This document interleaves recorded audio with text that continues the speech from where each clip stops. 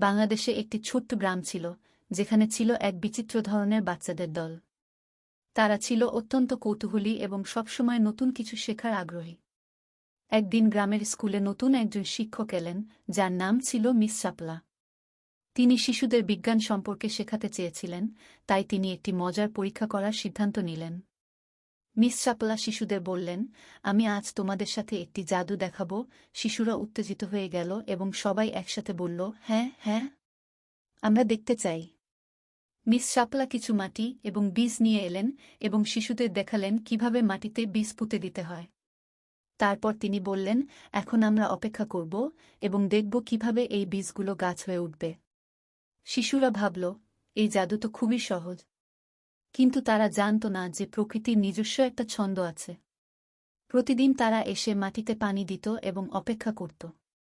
কয়েকদিন পরে ছোট্ট ছোট্ট চারা গাছের দেখা মিলল। শিশুদের চোখে আনন্দের ঝিলিক ফুটে উঠল। এইভাবে মিস শাপলা শিশুদের প্রকৃতির সাথে পরিচিত করালেন এবং তারা শিখল ধৈর্য এবং যত্নের মূল্য। তাদের এই মজার অভিজ্ঞতা মনে থাকবে সারা জীবন। এভাবেই বাংলাদেশের ছোট্ট একটি গ্রামে শিশুদের কৌতূহল এবং মজার অভিজ্ঞতা নিয়ে একটি সুন্দর গল্প তৈরি হল।